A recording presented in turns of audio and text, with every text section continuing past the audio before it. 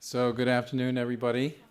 I guess I am standing in for a Woodrow Wilson Center figure to welcome you to something which is George Mason and Woodrow Wilson, the Managing the Planet monthly seminar. This is the fourth of those, and the next one will be on the 18th of May around oceans with Jane Lubchenco and Enric Sala from the National Geographic.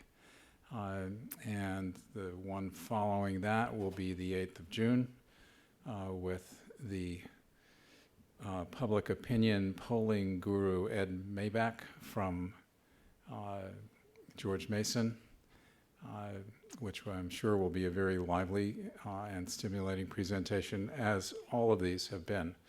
And then we'll take a break for July and August, and hopefully we'll soon have organized a star-studded series through the fall and winter and spring to come. So the essence of this series is to think about ways in which we can take to scale various aspects of managing the global environment. And so that's what we will be doing this afternoon with respect to forests. And we have a distinguished panel of three. You have their bios, so I'm not going to go over that. I want to maximize your time hearing from and interacting with our speakers. And our first speaker is Bill Sommers. Is that correct? Thank you, Bill. And the rest of us are all going to sit down in the front row so we can see your PowerPoint.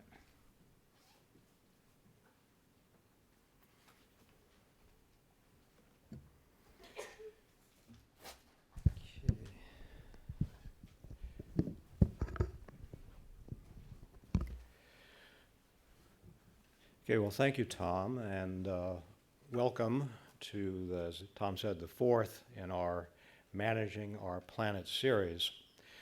And we cannot manage our planet if we cannot manage our forests, the planet's forests. The Keeling curve displays both the record of atmospheric CO2 increase and the annual respiration cycle of our planet. The latter largely due to forests and other terrestrial vegetation. And today we're going to discuss managing our forests by focusing on three critical and interwoven components of 21st century forest management: carbon, climate, and fire. Carbon serves both as proxy for the multiple sustainable benefits forests provide society and as an emerging cornerstone of international climate change policy. Forests have evolved over Earth history with changing climate, and in the 21st century, we are expected to manage them for enhanced carbon sequestration as a climate mitigation strategy, while simultaneously faced with adapting our existing forest management to already locked-in 21st century climate change. As forests have evolved over millions of years of Earth history, fire has been a constant shaper of that evolution, accelerated by human intervention during more recent Earth history. Fire serves as a prime example of the increased risk we face from climate change as we seek to manage our forests for carbon and myriad other sustainable values.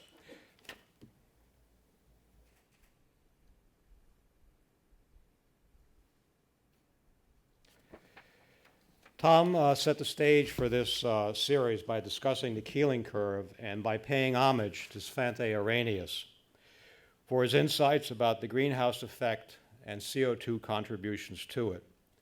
Arrhenius first published his thoughts on CO2 in 1896 and later in 1908 under the title Worlds in the Making: Evolution of the Universe, where he stated that a doubling of CO2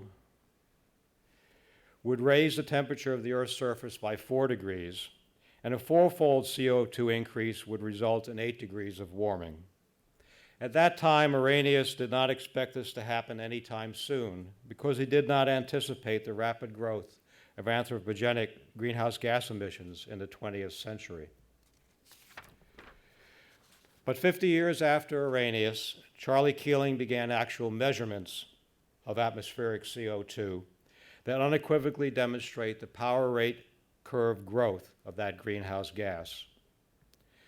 We know that we generate and emit a lot of CO2, which stays in the atmosphere for a long time. We know our global emissions tracked with the more intensive emission scenarios put forth by the IPCC, in fact, above most of them. And we know that land use change, primarily due to tropical deforestation, is the second largest anthropogenic source of CO2.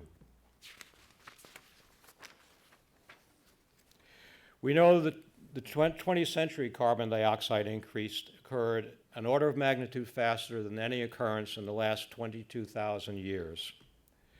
We know the exceptional persistence of CO2 in the atmosphere commits us to irreversible warming over the next 1,000 years. And we know that continuing our business as usual approach to managing our planet will result in CO2 concentration of 1,000 parts per million, Arrhenius's quadrupling, by the end of this century. It has been 30 to 100 million years since Earth experienced that level of atmospheric CO2 concentration, and Earth was extremely warm at that time. So why should we pay attention to managing our forests? Forests, tropical, temperate, and boreal, cover 42 million square kilometers, or 30% of the Earth's land surface, store 45% of terrestrial carbon, and contribute 50% of terrestrial net primary production. Looking at the three broad classifications of forests, tropical forests are major regions of carbon storage and productivity. Temperate forests are now carbon sinks after being carbon sources for much of human history. And boreal forests store large amounts of carbon in below-ground resources, are driven by fire regimes, and are experiencing the most rapid impacts of climate change.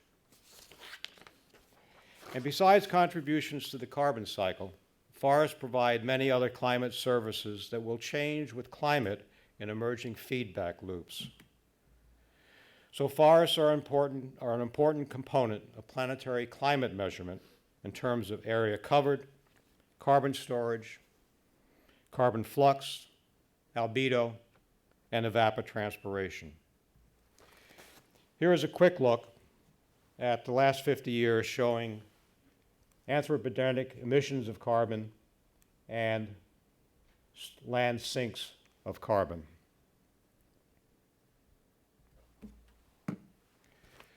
At the same time, about the same time Arrhenius was presenting his views, we began to manage the forests of the United States, first setting aside forest lands, then creating an agency to manage those mostly western forest reserves, then setting up a mechanism for acquiring degraded eastern U.S. lands to set aside as forests, which 100 years later are a major component of the observed Northern Hemisphere terrestrial carbon sink. But at the same time Arrhenius was publishing and we were setting up forest management, the big burn of August 1910 changed the landscape and 3 million acres of the Northern Rockies. And it changed our approaches to forest management for the rest of the 20th century. There is a lot of carbon represented in these pictures of the fire's aftermath. And again, 100 years ago, we knew the strong relationship between climate, forests, and fire. Forests began sequestering carbon, and became dominant during the period of early mountain building on Earth about 350 million years ago, the Mississippian period of the Paleozoic era. Fossil charcoal records indicate that wildfires had begun to recycle carbon even earlier, soon after the terrestrial plants appeared in the Silurian about 420 million years ago, when the atmosphere had achieved oxygen concentrations above the 13% needed to support combustion. Oxygen levels correlate with fire history throughout Earth history, as do CO2 levels. Later on, savanna biomes, now a major terrestrial component, appeared about 80 million years ago as a result of drier regional climate and fire. So fire has shaped Earth's vegetative systems and helped cycle carbon sequestered by those systems through much of Earth's history. And paleoclimate data have allowed us to build our understanding of the relationships between forest, carbon, climate, and fire over 420 million years of Earth history. Now this slide is information dense and I know difficult for you to see in this lighting, but it shows on a logarithmic timeline the evolution I have just mentioned of our terrestrial biomes, the dependence of fire on atmospheric oxygen, whose concentration, by the way, was 30% at one time, resulting in a big spike in fire, the arrival of hominids with fire, and the more recent crossover from land use change to industrial combustion as the primary source of anthropogenic carbon emissions. So forests, climate and fire co-evolved through much of Earth history until the CEO went out and hired a productivity consultant. Fire became a significant part of hominid technology, and evidence that humans domesticated fire use of about 400,000 years ago, began using it for foraging 45,000 years ago, and began using it for agricultural purposes 10,000 years ago. This means that modern ecosystems have been evolving over the past 10,000 years of the Holocene epoch under the co-influences climate change, human expansion, and fire. Fire remains a critical element of the Earth system and is highly sensitive to climate change. Fire emissions also directly affect climate via greenhouse gas and black carbon emissions, changing albedo and accelerating land use change. It has been proposed that because of the increasing dominance of human influence, the Holocene be renamed the Anthropocene. Anthropogenic carbon impacts on nature during the Anthropocene can be roughly divided into the period from 8,000 years to 1850, 8,000 years ago to 1850, and from 1850 to present. The former being when anthropogenic land cover change drove carbon emissions, and the latter when fossil fuel consumption became dominant, resulting in 22 parts per million and 110 parts per million addition of CO2 to our atmosphere. So humans have been managing our forests for quite some time, converting natural ecosystems to croplands and pasture lands, which now occupy 40% of our planetary surface, our planetary land surface. Humans use fire to accomplish this conversion. This time series shows how natural vegetation changed to manage lands in the transition from 8,000 years ago to 1850.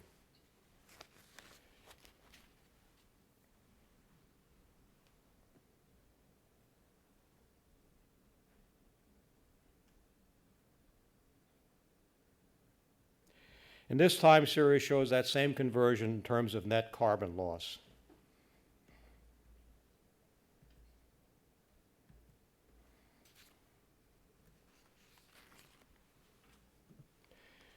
And what's interesting, I find interesting in this is even in Mesoamerica and other places of the world, you can see as humans expanded their agricultural base,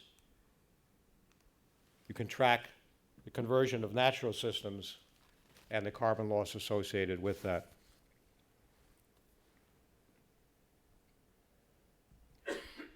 Okay, here we map the potential natural vegetation and actual croplands with net carbon loss as of 1850. So again, showing on a global basis, up until about 1850, the heavy role of converting forest land to crop and pasture lands played in producing carbon loadings to the atmosphere. And again, comparing natural vegetation with cropland and pasture land maps illustrates the extent of anthropogenic land use change. So, if a working definition of managing is to bring about or succeed in accomplishing, humans have been managing our planet and forests, for worse or for better, often involving fire over the course of human history. As we engage in the challenges of 21st century forest management under accelerating climate change, one of the opportunities to get a future thumbs up is an activity called Reducing Emissions from Deforestation and Forest Degradation, REDD+, that has emerged from international climate negotiations. And I'm not going to speak too much on that because we are fortunate to have one of the world's greatest experts on REDD, Sandra Brown, with us today, and she will be coming up in the not too distant future.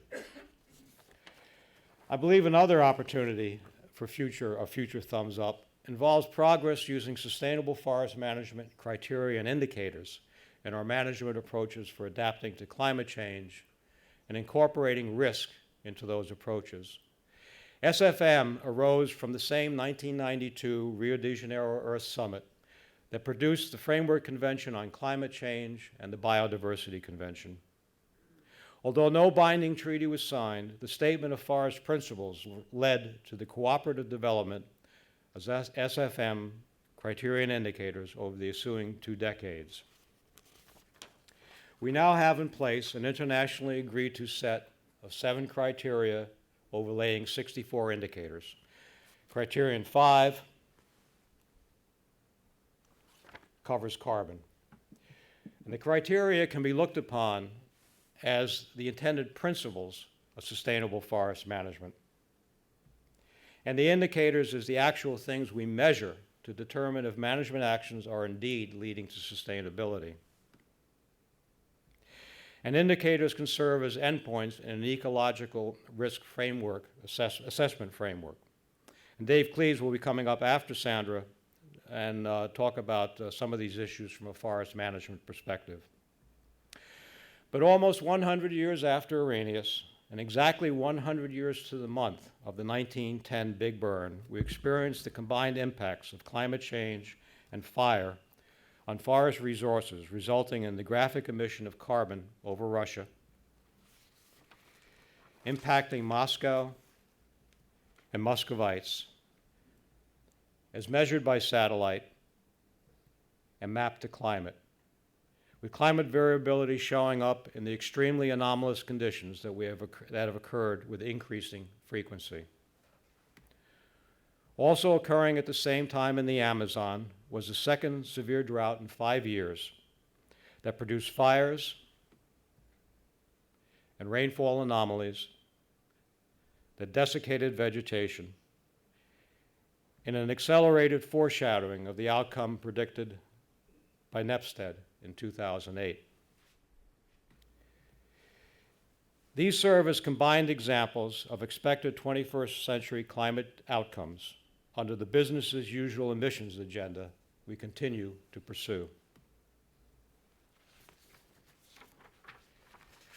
With drought, fire, hurricanes, and other disturbance events shifting the positive pattern of our forest carbon sequestration to a potential negative one. With mounting evidence of the tasks facing managers from increased carbon loss from fire in the years ahead, especially after mid-century, approaching 1 petagram of carbon in the northern Rockies alone. So time is running short for us to answer this question and change what looks like a future thumbs down to a future thumbs up. Now Sandra and Dave will tell us how we're going to do that. Thank you.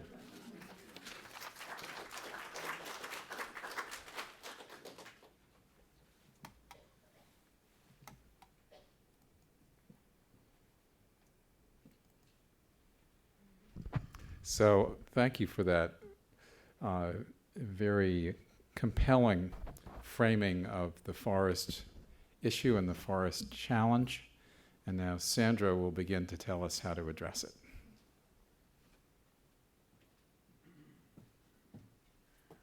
Well, if I really did have the answers, I'm sure I wouldn't be here. Really, could be perhaps in a more influential position, perhaps. Anyway, I could talk about D, the first D in red that Bill mentioned, deforestation. I mean, a lot of people talk about deforestation, and there are lots of numbers thrown out and lots of new numbers coming out. What I'm going to talk about a little bit more is about the second D, forest degradation, and link that to sustainable forest management.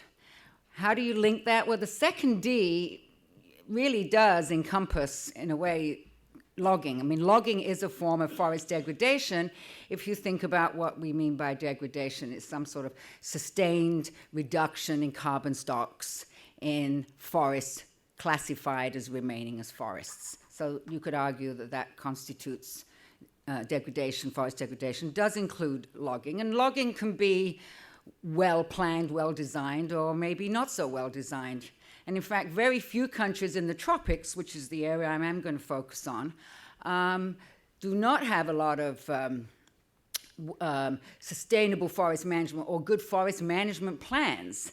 It's still a bit of a Wild West in many of these countries. It's improving, but it's not there yet. And perhaps this red mechanism that you heard Bill talk about, reduce emissions from deforestation, forest degradation, plus a bunch of other activities, specifically mentioning sustainable forest management, can provide the incentives for people to switch to improve forest management. How? Because if you do poor use of the lands, poor management, poor logging, then you could be actually creating more greenhouse gas emissions. And if you actually implement it and come up with a better design and a better plan and manage the forests more sustainably, you could reduce those emissions. And if we can monitor those reductions in a robust, credible way, then that could provide an incentive for payment. This is what RED is all about, in a way. It's really paying. You know, if you keep up with attempts to slow down tropical deforestation, there have been a variety of programs have been put in place, and, you know, we all have some hope that this is going to be one that works. Because, you know, the longer we keep waiting, forests are diminishing. The other thing about looking at forest degradation and logging in particular is many of these countries that have high forest cover, like the Central African countries, the Democratic Republic of Congo, the Republic of Congo, Gabon, and a few of those other Central African countries, and some of the countries in Latin America. Peru has vast forest resources, very low population, very low impact. Guyana, the Guyanas, French Guiana, Suriname, Guyana. So there are many countries that have high forest cover and typically have had low deforestation rates, the outright clearing of forest and non-forest. However, they have a lot of forests, and these forests are under some forms of concessions and are logged and produce timber.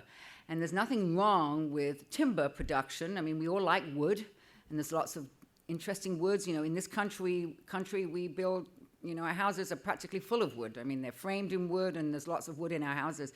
A lot of our wood does come from the US, of course, but there's lots of tropical woods also of value. So it really does behoove us to think about how we can link, you know, emissions, greenhouse gases, payment for that ecosystem service as a provision, and improve management of our forests.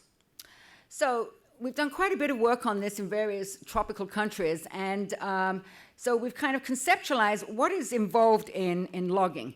Now, what you have to remember is you might think, if you think about logging in the United States, particularly in the western states, you go there and you see these clear cuts.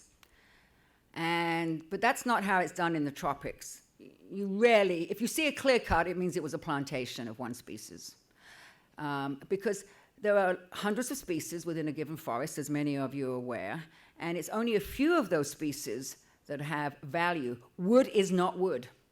You know, there are low-density woods and high-density woods, and this is what makes some species more valuable than others. Color, workability. So it's not always the most densest woods, and it's not always the low-density woods, though I'm sure many of you are familiar with balsa, which is a very low-density wood and very fast-growing wood.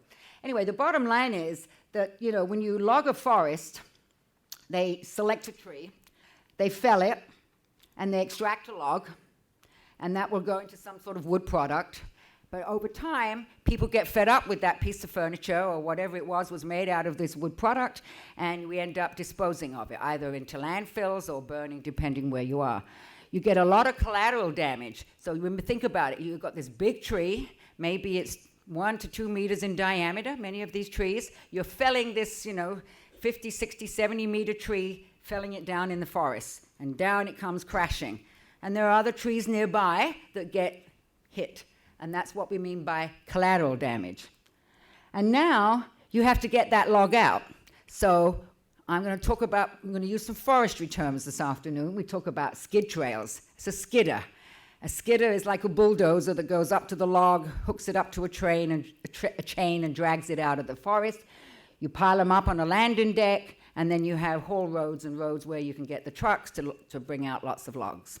All these are having some impact on the forest carbon stocks, creating greenhouse gas emissions, and not always well planned. So, what is the kind of a ballpark order of magnitude for what the carbon emissions are from logging in the tropics? It's a very kind of first order approximation, but basically it's of this order. So in kind of more familiar terms, we're talking about roughly almost 1 billion metric tons of carbon dioxide per year from logging. And most of that, 50% of those emissions come from the timber harvesting itself, and the rest come from the incidental damage and the infrastructure. What is this equivalent to? Well, equivalent to fossil fuel in the developing countries, only about 5%. You might say, well, that's not very significant, but yet it's up to 25% of the emissions roughly from tropical deforestation.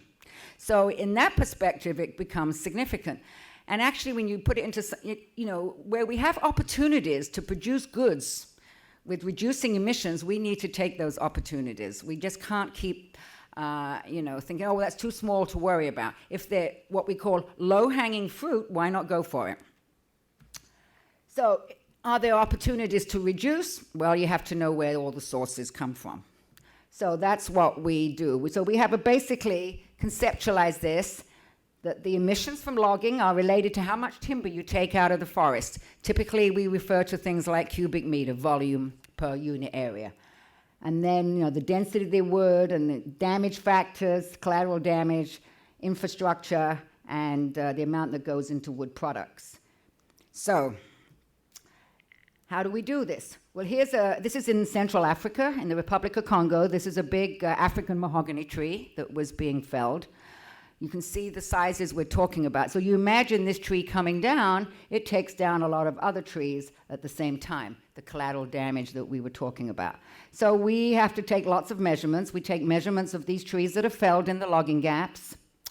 And from that, we can estimate how much biomass goes out of, how much live biomass we've converted into dead biomass. We use methods in this field of equations that we take measurements of the log and we can convert it, and then we relate that to how much timber was extracted. This is log being taken out. We have to take detailed measurements of these logs to figure out how much volume is taken out, and then we want to estimate how much slash and debris is left behind. And then we have all kind of ways of doing this. So typically, this is what a relationship might look like between how much volume you take out of a forest in a gap. So here's this big gap we create, and a big tree that we felled. Some of these trees, for those of you that have some appreciation for forests and wood, this is one log, and let me tell you, this is absolutely incredible. The size of some of these logs coming out of these forests. And maybe they only take out, one log every 3 or 4 acres, because that one log can be a huge amount of volume, which has, good value, but it still creates a lot of damage. So we've worked in all these countries looking at this issue of logging and what impact it has, because you can't start designing a monitoring plan and how you're going to reduce emissions if you don't know where all the sources are coming from, because you don't know where to focus your efforts. Where can you have the biggest bang for your bucks?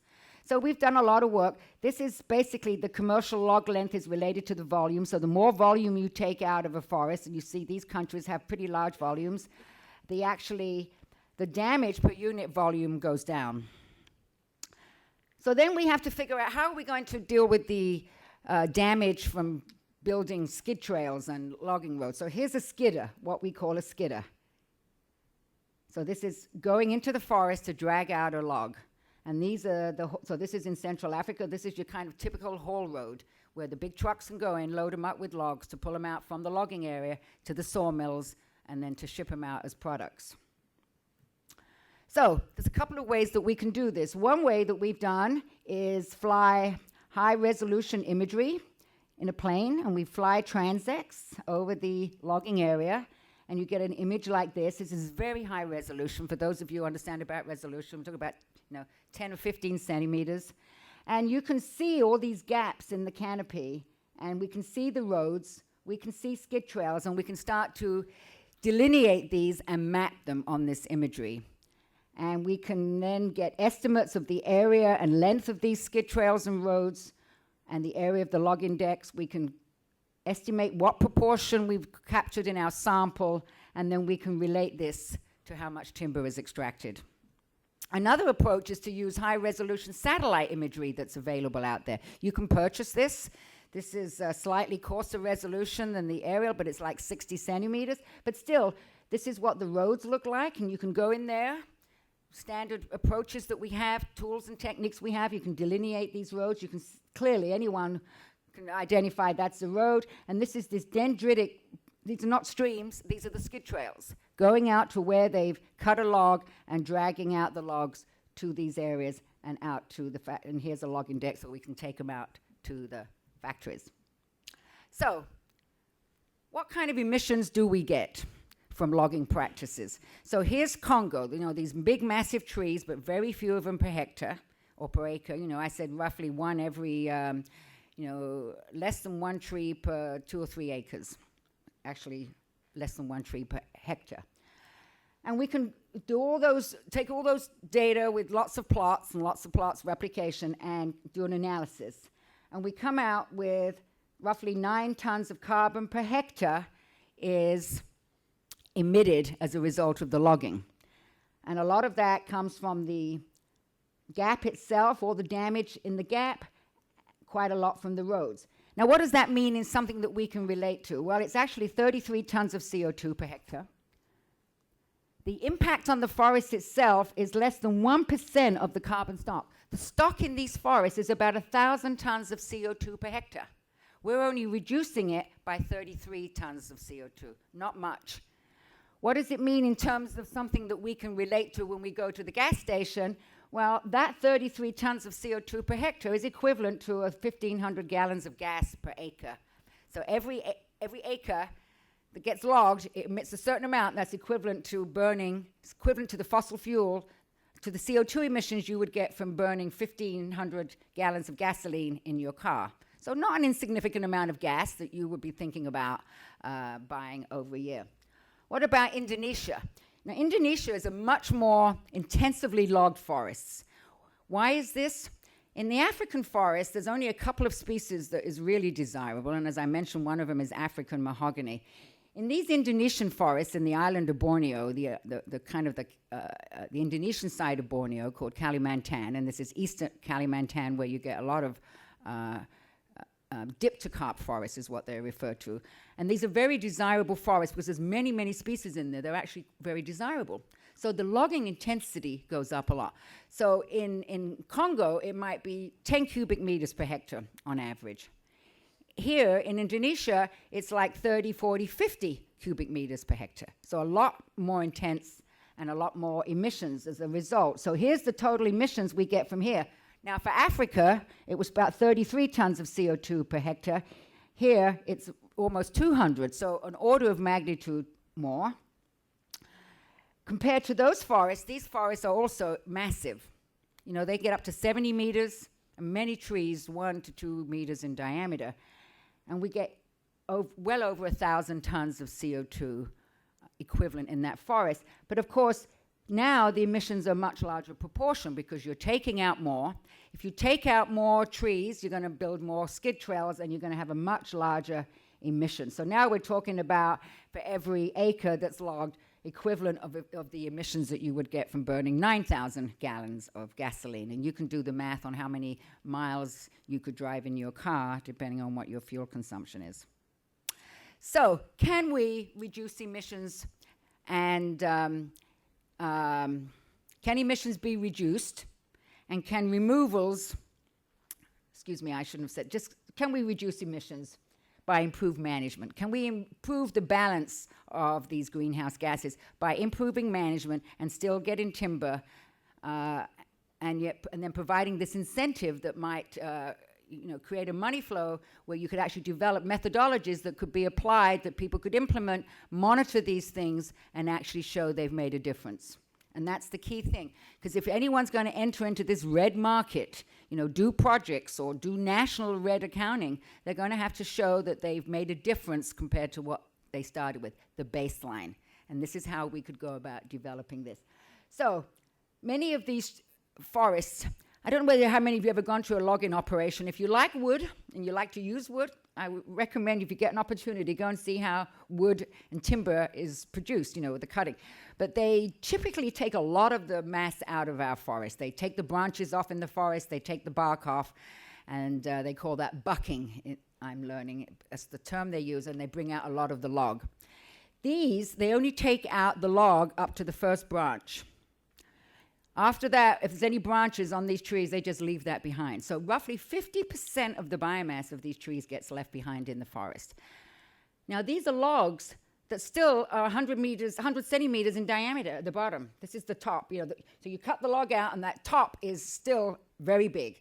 But they leave that there to decompose in the forest. But they could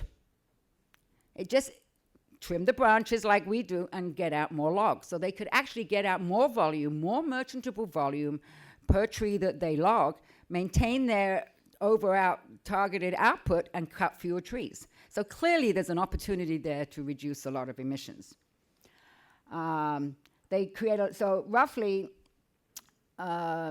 we estimated that there's at least, out of that 200 total emissions that we got for Kalimantan, that's everything, including the infrastructure. And you could save 19 tons just in the gap itself. And of course, once you take out more tree from one gap, you don't have to have as many skid trails and roads and all these other things.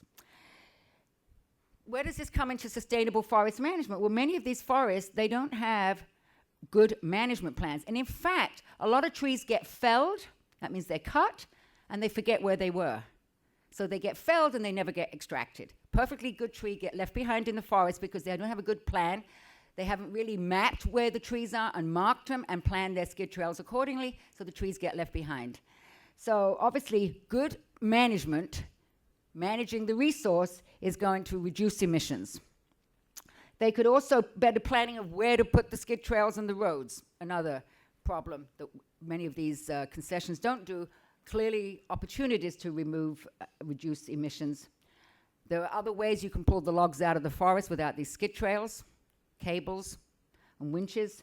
And then there are silvicultural treatments.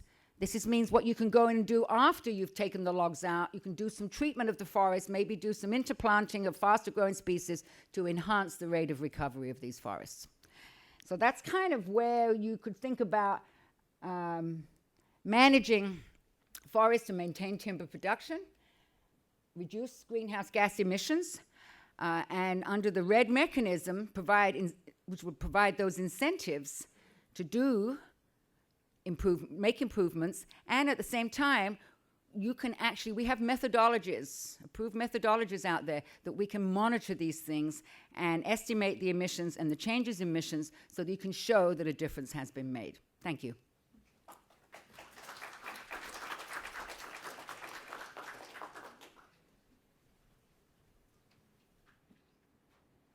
So thank you for giving us such a sense of the details of how logging does take place, how it relates to carbon emissions, how that, in fact, could be managed to be a lesser problem.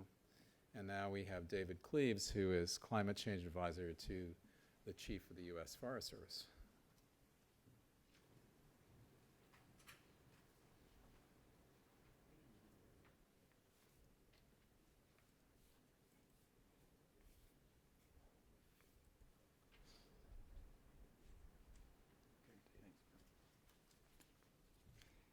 Good afternoon.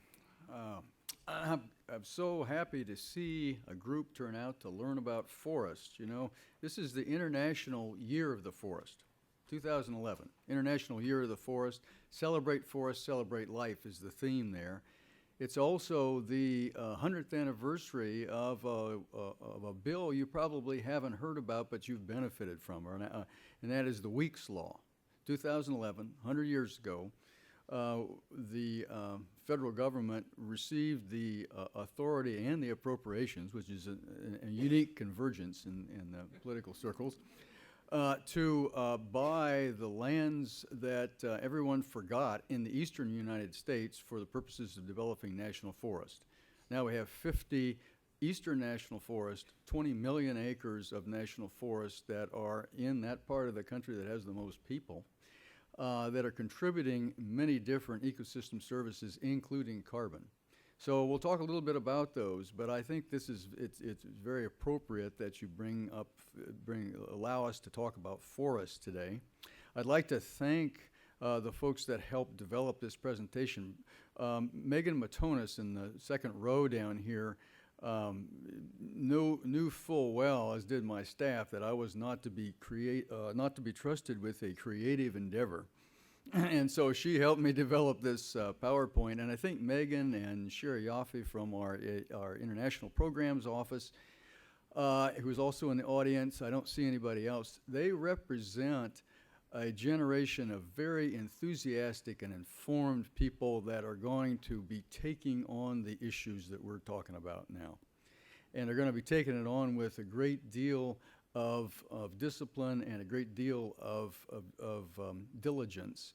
And we had a meeting last week of climate change coordinators from throughout our system. Our regions and stations came together, pulled it back from the brink of the shutdown, whatever you want to call it, put them back together. They all came enthusiastically, and they get it. They get mitigation, they get adaptation. They're going to move not just the Forest Service, but the other federal agencies and state agencies along. So I've never been quite as enthusiastic as I am now. There's we do have some issues, and let's talk a little bit about those issues. What I would like to talk about today is climate change adaptation on the nation's forests. So we're going to stay domestic here, and we're going to stick to adaptation because our theme, at least in the Forest Service's approach to climate change, is similar to kind of the home rule theme on the Washington, D.C. license plates. No taxation without representation. Well, there's no mitigation without adaptation. You have to have a well-adapted forest system before you can begin to make substantial contributions to carbon sequestration, because it has to be a healthy forest. And all sequestration that goes on forests, domestically or internationally, they're going to go on in a time in the future of rapidly changing climate. So you're going to have to do both at the same time. We know that. We manage the forest. That's our job. And so integrating adaptation and mitigation is really part of what we're about. What do our nation's forests look like? About a third of the U.S. is forested, and it may be in places that you don't think it is. We often think of the western forest as the, quote, the forest. Right outside here, probably on your way home from this presentation, you will pass through forests that represent the eastern component, where actually more of our forests are and more of our carbon is. And it is owned largely in the east and in the south by the private owners. In the west, it's primarily federal owners. What does that have to do with carbon? What does that have to do with fire? It's a very complex environment in which we implement policy. It's not about just dealing with the federal lands. It's about developing policy that plays itself out or plays its way through a number of different ownerships, 75 million private landowners. If you're going to try to accomplish something on the forest estate, you're going to have to build a policy and programs that deal with them. The Forest Service has four major divisions. One on the National Forest System. We manage 193 million acres of national forest land established under the Weeks Law and under the Organic Act of 1897. We have a state and private division that deals with private landowners, a great research division. I can say that because I'm biased. That's where I grew up, and that's where my heart is.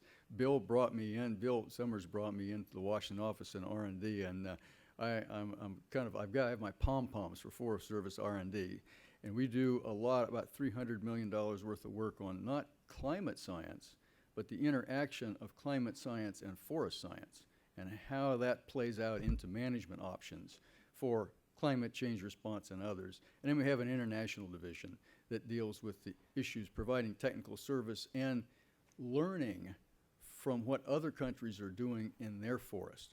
It used to be that we would deliver technical services to developing countries, but now it's a two-way thing where we're learning a lot about what their approaches and their innovations. So where's the carbon? Well, the carbon's in the woods, or at least part of it. And this is from our Forest Inventory and Analysis Program's recent estimate of the carbon stocks, the average carbon per acre in the forest in the U.S. And it ranges widely from the Pacific Northwest and Alaska, where we may have close, not reaching, Sandra, the levels that you talked about, but we may have 150 or 180 metric tons of carbon per acre, down into the Pacific Southwest, where we were lucky to get maybe 20 or 30 metric tons of carbon per acre, up into the lake states where we may have 80 or 90 metric tons of carbon per acre, but it's not all in the trees. In the Pacific, or in the lake states, for example, 60 to 65% of it is in below ground carbon, versus the Southwest, where maybe 20 to 30% of it is in below ground, or in the Pacific Northwest, where maybe 50 or 60. So if we're going to manage the forest and manage the carbon in that forest, or conserve the carbon in that forest, we have to manage the various pools of the carbon, where it exists and how it's fluxing, and then we need to develop management strategies to address those in different parts of the country. Now, the little insect graph that you see there is kind of a narrative, if you will, about the state of the sink strength of the nation's forest. During the periods of massive logging, we took a lot of carbon, put it in the air, and put it in products, and put it in motion.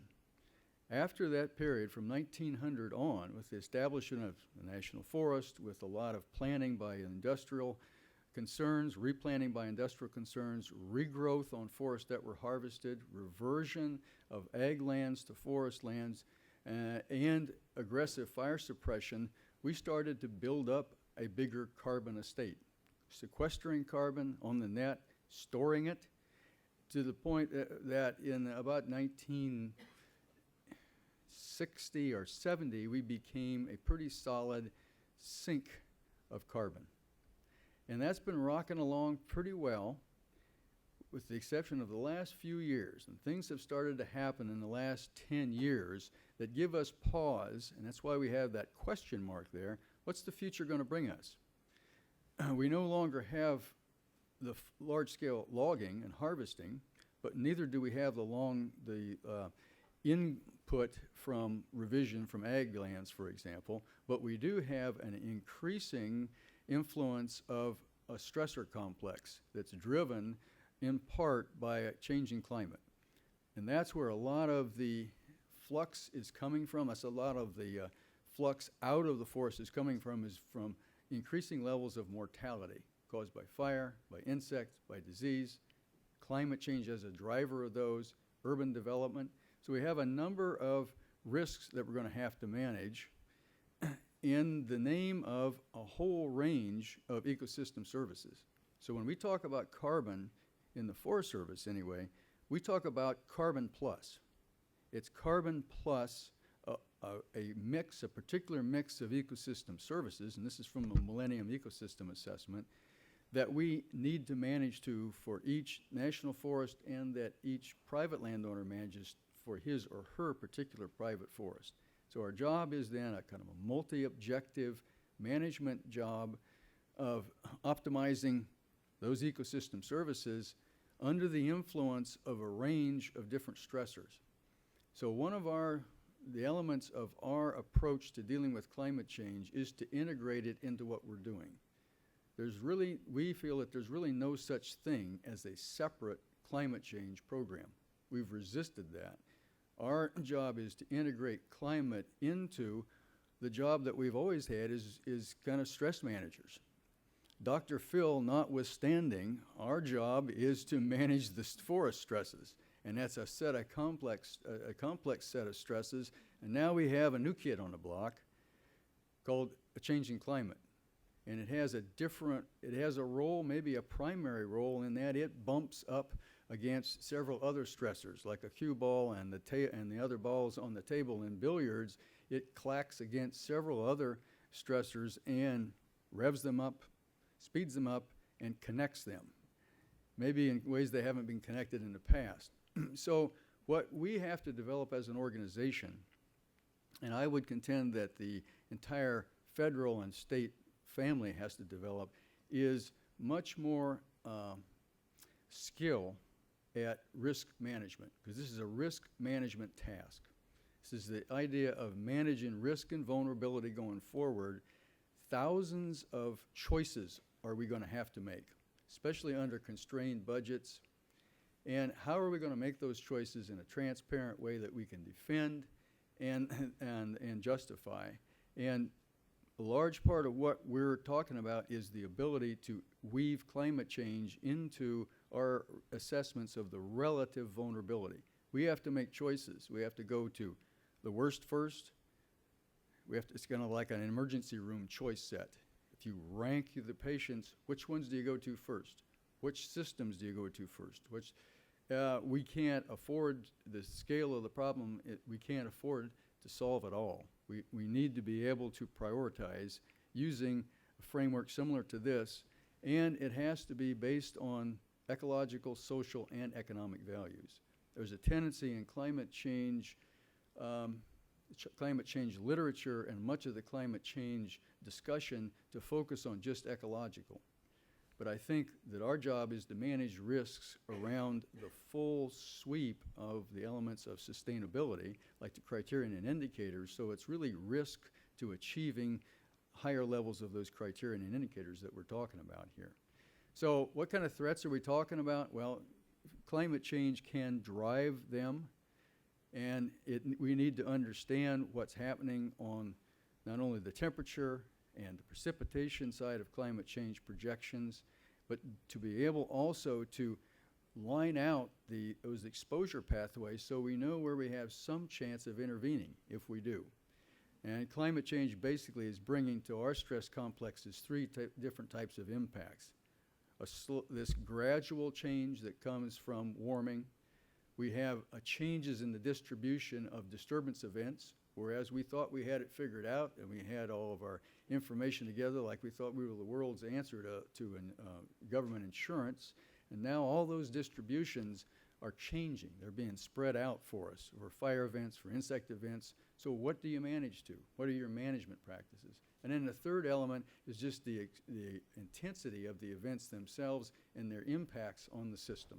We're seeing irreversibilities in many of those impacts, and then there are other systems ready to move in right on the other side of those events.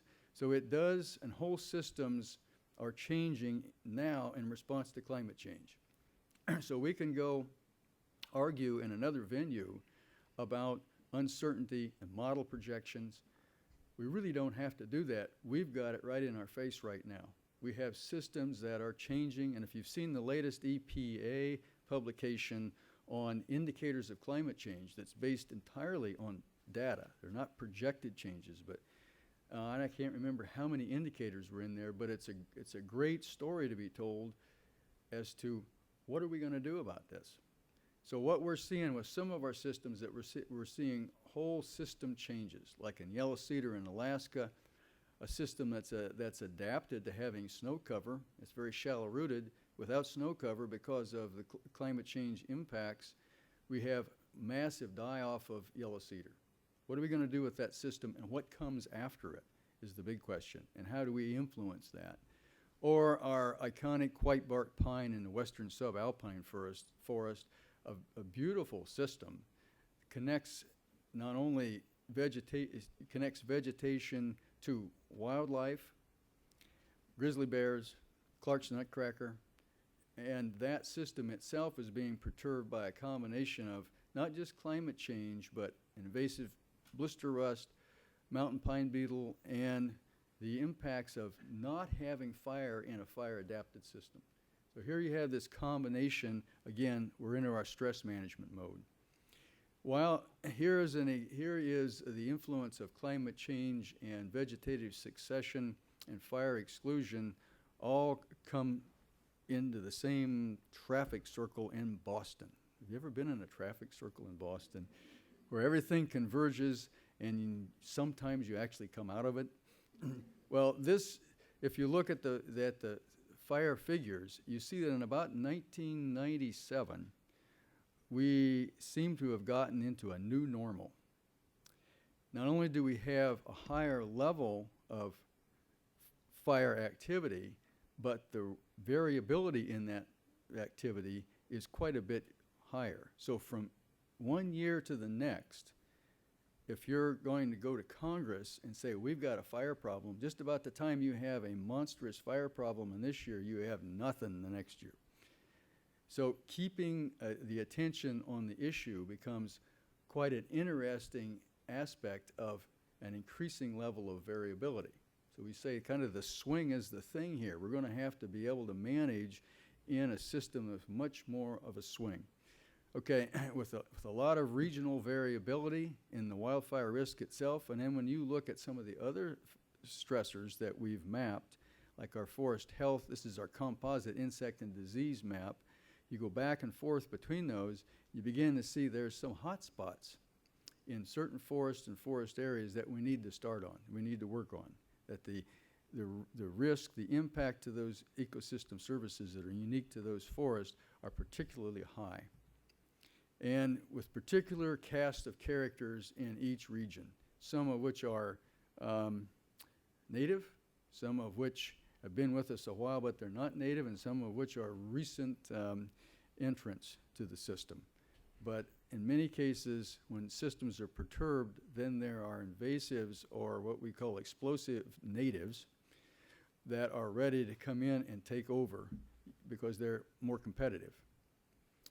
So the idea of interacting threats, mountain pine beetle on 1,705 million acres of forest land, in large part because the winters are warmer.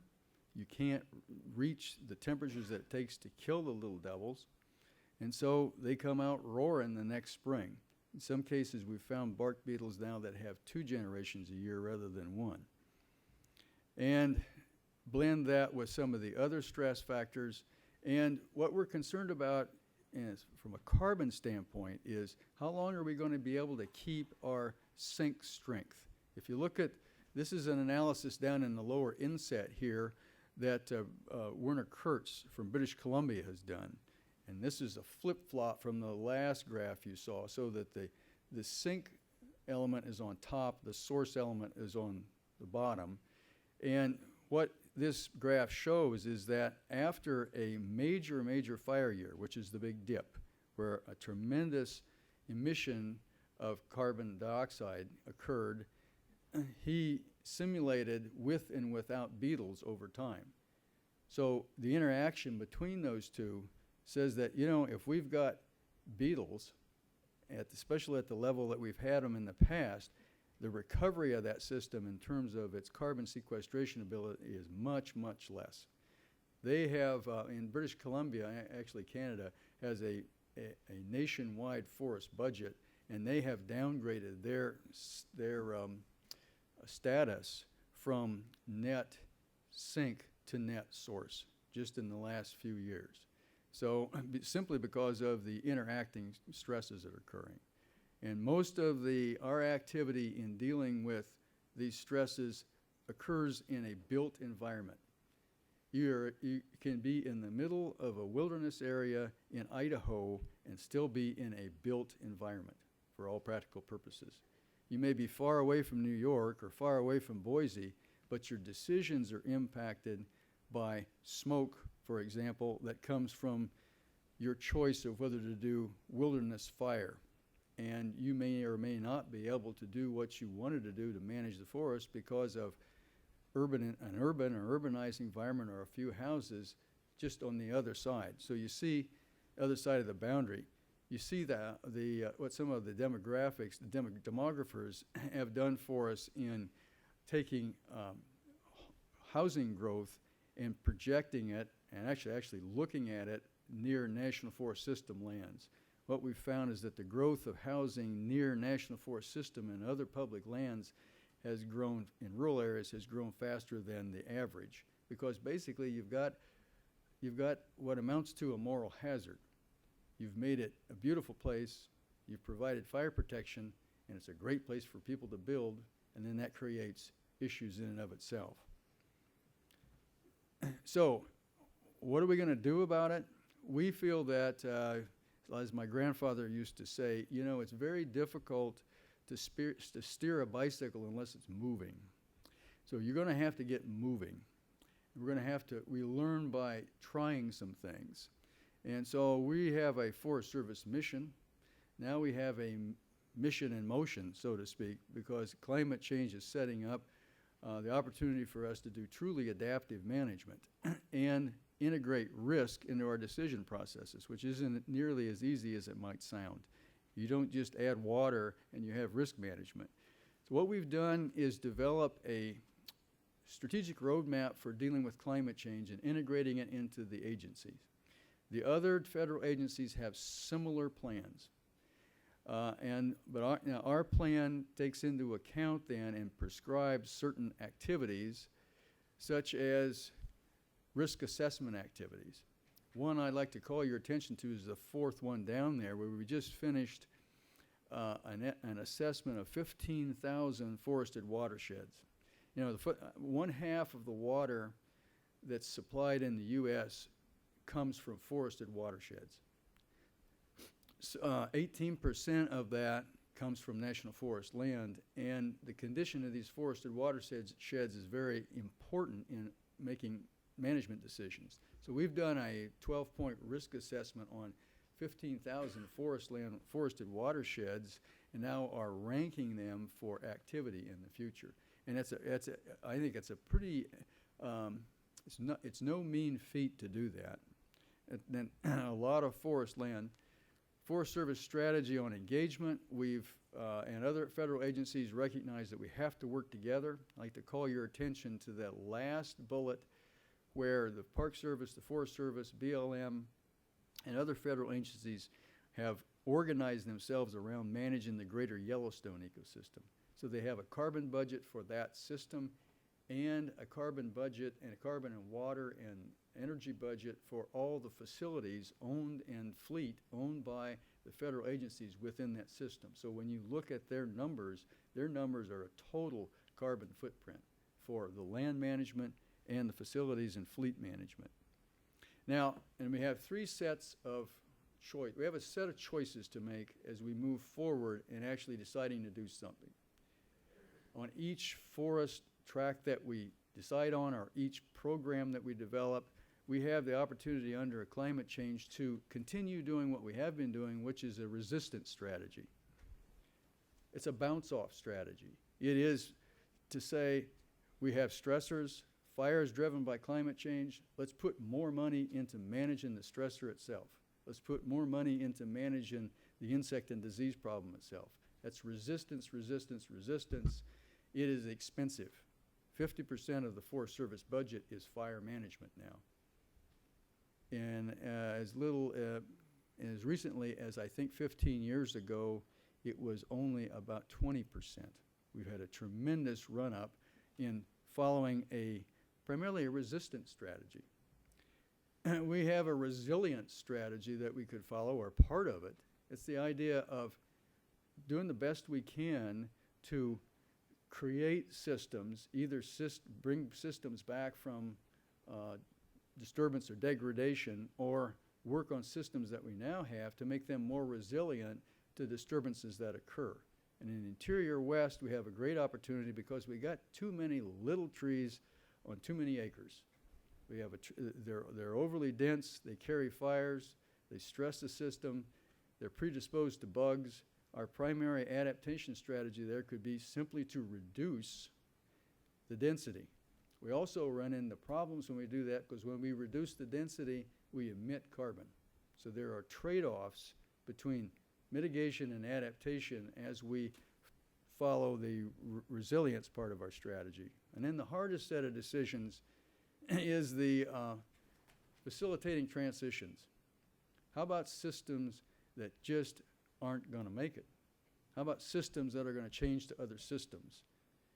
The yellow cedar that we talked about. What are our choices for assisting the development of those new systems that come behind, for example, our iconic quaking aspen in Colorado and Wyoming? I mean, God, it's kind of the bulwark of the greeting card industry out there. And most of the projections for the future of aspen are not good. So, except you'll have enclaves over the next 50, 60 years. What do you do with the systems that follow them? When do you give up? When do you quit trying the resistance and resilience? So each of our managers are blending in more or less these three strategies as they move forward and decide what to do about these things. So thank you, and I'm looking forward to the question and answer session.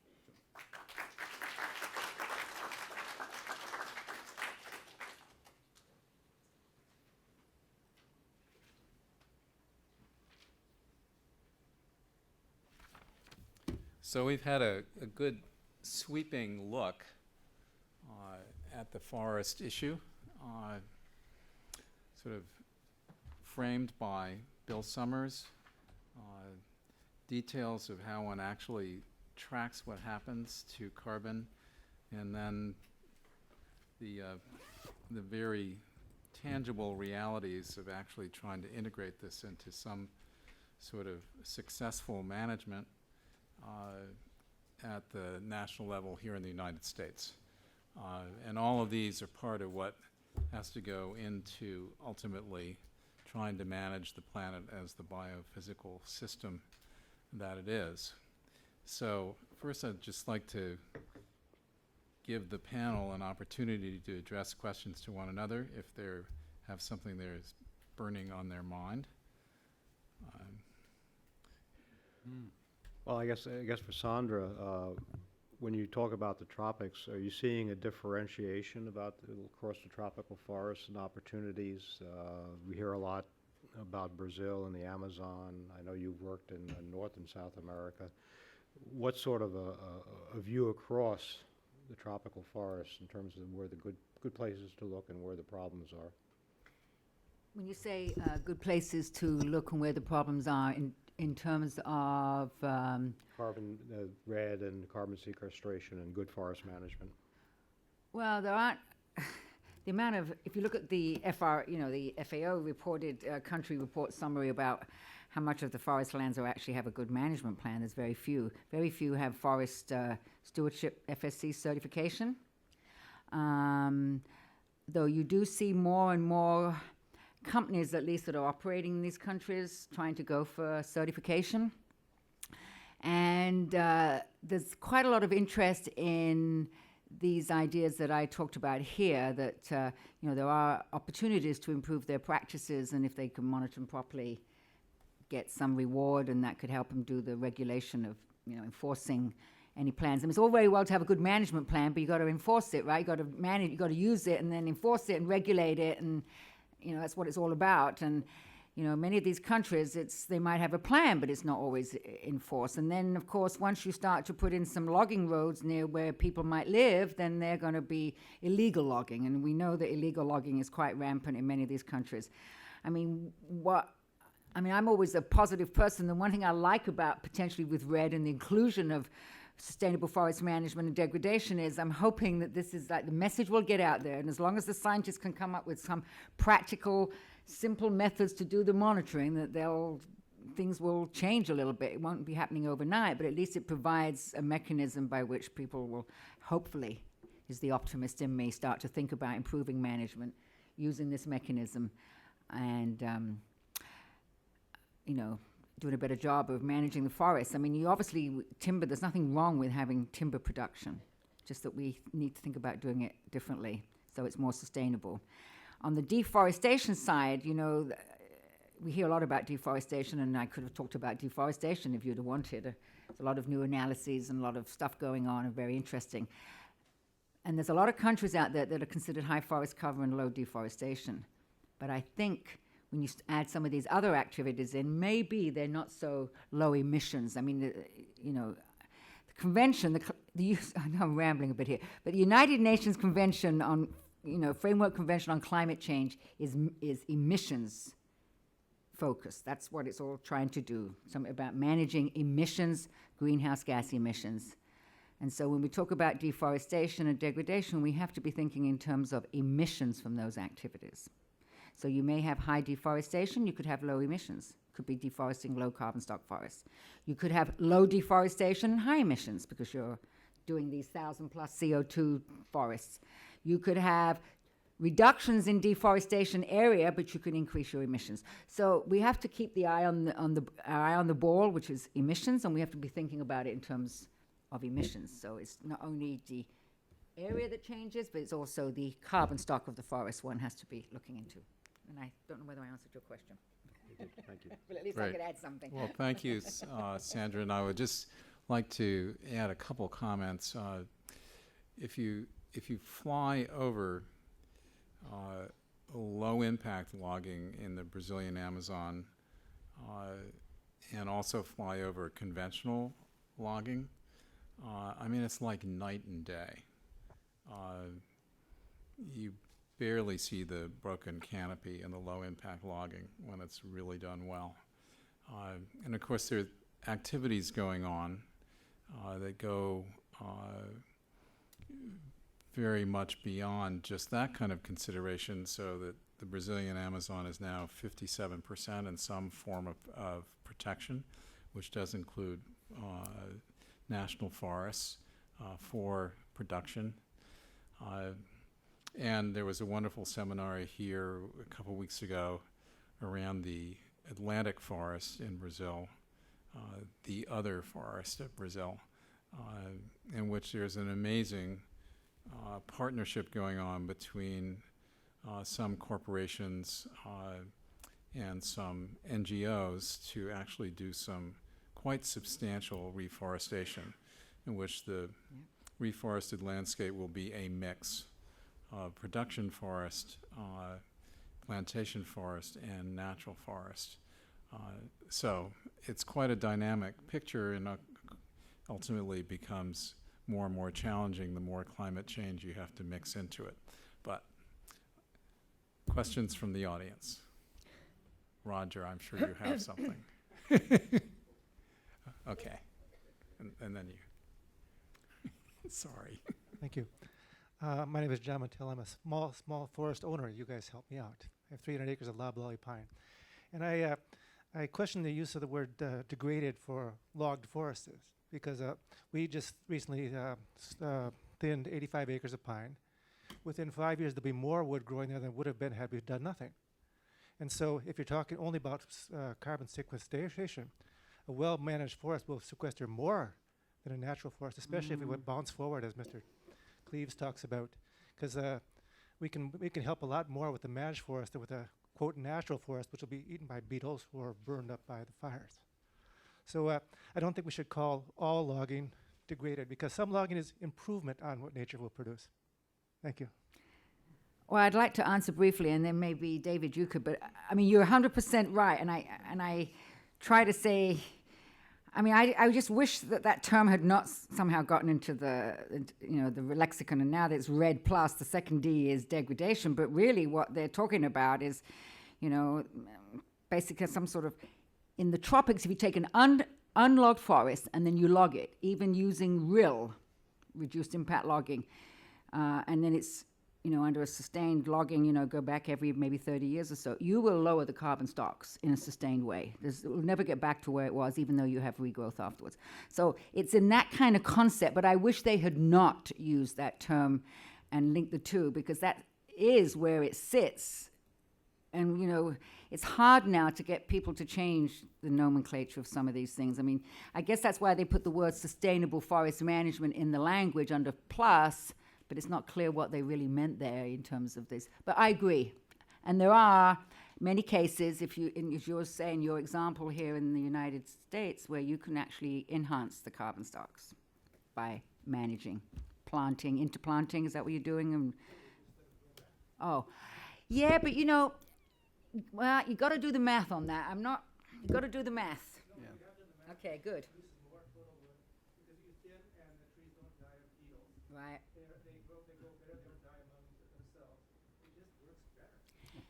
But you're For right, certain you're talking about the purposes. But anyway, fire. Dave. Yeah, I see. This is why I think we need a stunningly boring clinical language to talk about these things. Yes. So what we have is language that was brought over from several different venues and brought over from climate change. We use the word vulnerability. So that's a downside risk term that doesn't allow any opportunity for benefits from a changing climate. There's no opportunity to talk about opportunity, which is a probabilistic gain. So I think that there's I mean, if we follow kind of the Forrest Gump risk management school, so in the same movie, Forrest Gump talked about, well, stuff happens, you know, the negative side, and he also talked about life as a box of chocolates. You never can tell what you're going to get. This is the positive side. He was probably the most balanced approach to risk management I've seen. so he talks about uncertainty. So I think we need to like with life cycle analysis, Sandra's talking about here, we need to put the numbers to it and look at what you get over a long enough period of time that can actually be played out, and not regulate ourselves or fool ourselves into thinking that the world is just right up in front of us and what we emit or what we gain is just today. So I think we need to put that kind of clinical language and analysis into what we're doing. Because in some cases, we manage even the forest. We don't have all the science answers. We're managing in part, sometimes I believe, out of folklore. And we need a framework on which to put that science in and interrogate it. But it's not as fun as saying degraded or vulnerable or threats even. I saw in our presentation they were talking about threats. Well, the sugar maple producers, the maple sugar producers in Canada are loving it because the sugar maple is They'll have a winking out monopoly. in the southern part of its range. So that's an opportunity for them. So Great. No, that's good. Yes, on the aisle. Peter Sawyer from the Pulitzer Center on Crisis Reporting. I have a question for Dr. Cleaves. You said that one thing that you're considering is facilitating transitions to new ecosystems. Have you had an example of that yet? And if so, how did it go down politically and with the public? well, I'm still living. So obviously we haven't rolled this out. We're having to think that through, for example, with the forest in Colorado in high elevations. And what is going to happen there, or in the aspen forest, what are we going to transition to?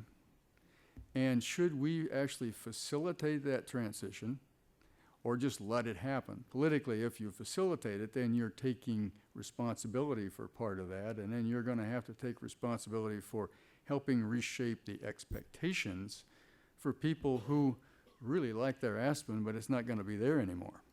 So we have not, where we've talked about moving in California, for example, where you have all over, where you have systems moving north, we are trying to move what we think are more resistant to drought and other stressors, species or genetic strains of species north with them when we do our regeneration.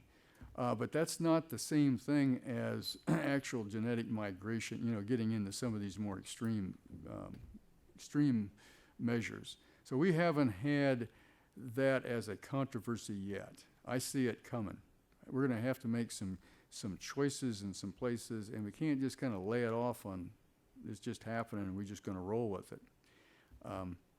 So it's a good question. We haven't had to face that as a full-blown political issue yet, with the exception of pieces of it when we talk about genetically modified trees and all that, and just the mention of using those to restore areas that have been disturbed.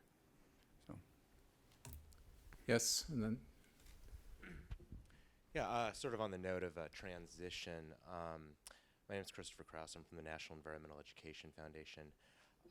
Out west, it seems like a big component of working to help ecosystems transition will be to facilitate north-south corridors. And I was just curious if there were any existing plans to, I don't know, link different wilderness and roadless areas across the west so to kind of facilitate that movement. Well, a lot of that has been going on within the agencies and even actually across the agencies before we even started talking about climate change. And I think that's something we have to remember, is that this stressor complex is only partly driven directly by changing climate. And if you don't manage that to that full range of stressors, if you don't manage fragmentation, if you don't manage the road system, if you don't manage recreation use and a whole bunch of other stressors, then you don't have a prayer of managing to the additional impact of a changing climate. So I think all of it's kind of like don't throw anything away. I think the strategies that we've been using, and I say we in a big W, that's the federal family we, are going to come in handy, and that includes the Department of Transportation and others. And the problem is going to be, how do we work together on a big enough scale that we can have an impact? You look at a landscape, and it's all chopped up in different ownerships, and yet you have to respond to climate change, which is a big driver that's bringing these stressors together. I think that's going to be the challenge, is the institutional structure and the incentives and the culture to be able to actually take on issues at a big enough scale. Do you have any events coming up? I don't know, any meetings among the different agencies to discuss that? Yeah, we discuss that all the time. Actually, last week we had one where we brought some of the other agencies in. But go on the Climate Change Resource Center website, CCRC website, and a lot of those things are posted there, opportunities to get into that. And I think the Department of Interior has done some good work in developing these landscape conservation cooperatives, but I think that's a step forward in providing that venue. Roger. Yeah, on the same issue, we talked about kind of the political thing. If you break it, you know it's yours, kind of thing. But I guess I'm fascinated with the technical aspects of this. From a technical point of view, we've got all these inherent stressors, and then we put on top of that climate change, and we move over the longer term towards some sort of transition, facilitating some sort of transition. How confident are you that you have the tools, and how do you view, how useful are some of these general circulation models? The good news is they make some sort of forecast. The bad news is there are so many of them, and they're all forecasting in different directions. I just wonder, from a technical standpoint, how you or Sandra or anybody on the panel views some of those issues. I'll just start us off, and for some decisions that we have to make, we have a surfeit of science. And when it comes to general circulation models, I mean, there are loads of them. We have people dropping by selling downscale results of general circulation models, almost Amway style. And so our managers are beleaguered. And what we find we have to do is try to synthesize the results of those in a downscaled fashion, and we still sometimes can't come to a conclusion. So I think in some cases we've got more science than we need, and of course my research friends will probably meet me in the parking lot afterwards. And in other areas, like the interaction among these stressors and how they actually work together and how climate change actually binds them together, we don't have nearly enough. We can't even begin to say. So, but the downscaling is going to be, it's not all in downscaling. It's not all in the general circulation models because they're only giving us just so much information. The rest of it has to be stepped down, and the assumptions fall out of those models. They exfoliate from those models as they start working them down. Well, I have nothing to add. I mean, it's just the same problem you have anywhere in the world. We are faced with the same issues in some of the developing tropical region. You know, this downscaling issue for us is a big issue because people want to try and understand what the impacts. I mean, just understanding what the potential impacts. I mean, it's one thing to have your models downscaled, to say you have a perfect model downscaled, but you're still not quite sure what the impacts of some of these, what an increased temperature really means for this set of organisms living here. I mean, if you read the latest, you know, I read the fourth assessment report of the IPCC looking at impacts on forests, and it's pretty poor understanding of impacts. You know, at the point where you can actually plan a strategy to either adapt or mitigate or do something. But I mean, it's not even down to that level in many areas. Well, the science isn't there. Right, exactly. That's exactly right. The science is really So, lacking. and similarly, there's going to be very uneven institutional capacity from country to country. Some, you know, as good at it as the U.S. is, and yet others which will just be very vulnerable from that point of view. Well, part of the question, let me jump in on that, Roger. You know, part of the issue is the directionality of scaling, and that we tend to manage for events, and individual species react in an ecosystem to their local surroundings, and that climate to weather, or fire events to fire regimes, are different directionalities of scaling. You simply cannot, no matter how good the GCMs get, you cannot ever get perfect day-to-day weather forecasts in the future. So you're dealing with ensembles, which are getting better and better. Probably the greatest progress I think is going to be made is in the interannual, to cut several years out, the El Nino scale, in which the climate models are going to show the probability of these events. And what we're seeing playing out, and I showed that with Moscow and that, more and more the variability in the climate signal, as opposed to the smoothed out change, is what's affecting things. And what, like Westerling's work in fire, where you're seeing the real statistics of fire change, it's because of variability, the longer fire season, early spring, the snow melt, stuff like that, which are driven by the variability of signal and climate, and not the long-term average, because the variability affects the average. But when you see a statistics that says, and the Canadians have done this with fire and other events, that has a very strong correlation with slight warming, which you say it's only slight warming, but what it really is, it's the slight warming. The statistics that show up in the slight warming are actually the statistics of greater variability with more frequent hot spells, as again showed up in the statistics with the Russian fires. So I think what you're dealing with, and we're working with this and with a lot of the fire managers, the information that's going to be available is going to be ensembles, which are getting better and better, but they're not going to be event-driven. You're going to have, again, Dave talked about this in terms of probabilities and risks. You're dealing with a shift of probabilities and the shifts of risk, but you're never going to get species-specific, event-specific projections. In the second row there. My name is Nadia Saad. I'm an environment specialist retired from the World Bank. We have here today a lot of talk about the complexity of the problem, that there is no direct line relationship between the cause and effect.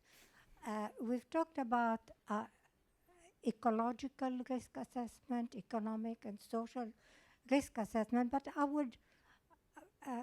I have had enough experience to realize that the real study of risk assessment is a political risk assessment, because we are seeing more and more the people who are making the laws in this country and even in a global way are not yet enough seasoned and educated in the fact that there is no direct relationship between cause and effect. You have to take into account a lot of things, and even And the fact that we have to take into account a lot of things and the interrelationship between these factors, and in addition the factor of space and time, we are not yet educating people to think that way. And before we really try to educate public opinion, and particularly the people who are coming to Congress that are really scaring me, what we have to expect. We have heard Senator Imhoff the other day declare, and turn down some bill because he doesn't see a direct relationship between this and that. So why don't we do a sort of big study on political risk assessment that is really awaiting us? I suggest you come to our June 8th session. Oh, really? Which June 8th, 3 to 5 p.m. right here.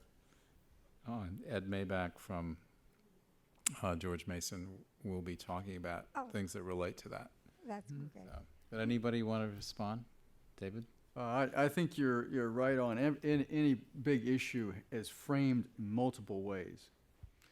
And I think we can often talk to people about climate change. If you say the word climate change, if we say the word climate change, it takes them to a particular problem frame and a particular conversation that may be quite unproductive in where you wanted to start out. So it's a political issue. It's almost a religious issue. It's like my child come home with climate change and I'm gonna have to get him to the hospital. Okay. So, but it's really a number of different issues, and if we talk with him about adaptation, if we talk with the private sector about adaptation, or the insurance sector about dealing with loss distributions, you can talk about the same scientific information without talking about climate change. So there's certain communication framing that goes on, and so we've had to do some end runs in the communication style. You get scars when you get up against the wall over and over again. So. Yes, please. Hi, Dan Smith. On the whitebark pine, I believe by the middle of the summer, the Fish and Wildlife Service is obligated to the court to rule on whether to list that as as endangered or threatened species. In theory, I would think that would be a government strategy to kick in a lot of other resources and get cross-agency cooperation and results. Do you see it that way, or is that going to be another stressor on the managers because of the just lack of resources and understanding? You're the only one. Yeah, right. And this is televised, right? So our experience with implementing conservation strategies for listed species or listed systems is that you spend a whole lot of money and time doing it, and you leak a lot of energy in the meantime. We did a little economic analysis of the value of the science that went into understanding the goshawk situation and to lead us to keeping from recommended listing the goshawk so they could manage it better. And we actually saved literally hundreds of millions of dollars by doing that. So I don't want to say that it is a bad decision to list whitebark, because it is an ecosystem that's under siege, and there's really nowhere else for that system to go. So it may be appropriate at this point, and it's a whole system. It's not just a species. But we'd have to really work through the ins and outs of that, and whether that was really that important, because given the constraints on the resources, then resources would go to that from other areas that are also under siege. So I don't want to say it's bad. I could really make some serious mistakes here, putting out as a bad or a good. But and that is certainly one strategy. But I think it should be a last resort, or near a last resort. I think we've got some things going in white bark pine. I think we have some interagency cooperation now, and we have a coalition that's working. But let's kind of choose our fights on that. So that's about all I can say, because I haven't really studied that particular issue of whether that might be a good idea or not. And I don't really know what our agency position is on that, if we've even taken one on that specific thing. So any last question? Okay. Was that a yes or a no? Yeah, sure. I just was curious. When we're talking about the science not necessarily being there, the global circulation models, the lack of really understanding forest dynamics. I was just, David, you're probably the best person to discuss this. But looking at the past, like the rapid transitions that happened during the Pleistocene, sort of as a way to predict or better understand what will happen to the forests of the West. During the future period of rapid transitions. Do you know much about what was the West doing during the Eemian or You got me there. Bill would know. Well, the paleoclimate record has just been fantastically advanced in the last several decades. So I think we're having a very, very good understanding of what's happened in the past. I guess there's two things I'd say. One is, in some ways, this whole issue can be very simple, and that's that there is no ecosystem classification that is not driven by climate. So if you look at it at that level, if you have, in a given place, if you have a different climate regime in the future, you're going to have a different ecosystem, and that has played out through our out-Earth history. The usual situation is the transition takes place over a longer period of time, and that's the one, with climate, with the current projections, we're talking about accelerating climate change over a fairly short period of time, so sort of all bets are off on what's happened. But the paleo record is getting finer and finer and finer, and we are in fact seeing rapid change in past regime changes in climate. But again, at the very simple level, when we started doing this 20, 30 years ago, the only way you can get from A to B is if in fact you believe anything about ecological classification schemes driven by climate, and all of them are, and you have a different climate in the future, you're going to have a different ecosystem in the future. So really the only question at that scale of argument is how are you going to get there? The paleo record is showing a lot of instances, again, fire, which is one of my specialties. We're getting more and more fusane and charcoal studies. Tom Swetnam and company with the tree ring work is just doing tremendous now global scale by linking up different tree ring labs and records of past transitions, past changes in climate. So yeah, the record is building. And in fact, one of the things that, and Dave sort of alluded to this, thinking of a poor manager, whether they're federal, local, NGO, or whatever in a forest, the huge amount of information that's becoming available is just incredible. And you're talking about information that people didn't have to even think about 10 or 15 years ago in their management. So I'm sort of curious, my head would blow off if I were a forest supervisor now with all of this stuff becoming available and just trying to, it's absolutely mind-boggling. 10, 15 years ago, the question was, we asked the chief of the Forest Service if a supervisor came up and said, this climate change stuff, I believe all of it. Tell me what to do about it. It'd be like the deer in the headlights. Well, what's happened is now we're getting a whole generation of professionals in the various agencies that say, I believe this stuff. And yeah, we're going to have to do something about it, help me think through it. And we're fortunately getting a tremendous amount of information.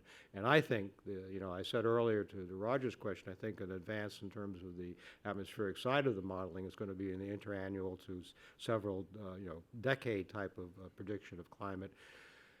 In the forest management and the ecosystem management, I think the refinement of the paleo records has just been tremendous. And it's every day someone is coming out with finer scale stuff and that, so we're getting some really good resolution about stuff that's happened in the past. The big difference is this is happening faster, and that's what makes it very hard to predict exactly. But I'd like to add one thing to what Bill had just said. is different between the paleo record and today is that we have humans on the landscape in high densities with all these new corridors, roads and railroads and all these things that move different species complexes at different rates. And, you know, if we really want quaking aspen in Colorado somewhere or wherever it's going to grow, we'll go there and plant it by dawn and not wait for nature to take its course or whatever. So I think we do have to kind of consider those factors also when we think about how these new ecosystems are going to develop. So, and those, of course, also provide barriers to dispersal. That's the other side of the coin. And the other big difference is we're close to 7 billion people depending That's the big one. in one form or another on these natural resources. So please join me in thanking the panel for 3 great presentations.